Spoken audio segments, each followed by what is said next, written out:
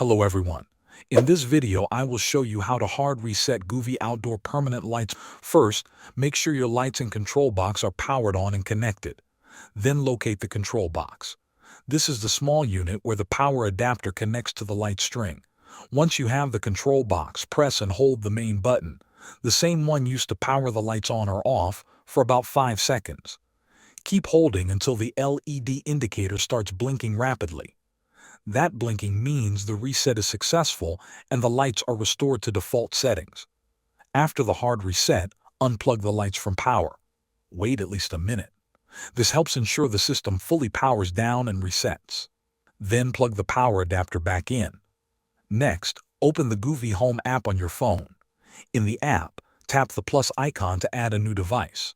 Search for H705A and follow the in-app pairing steps.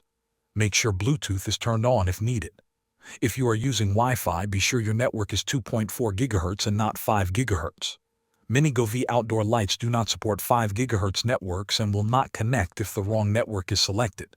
If you tried all steps and the lights still do not work, the control box may have a problem.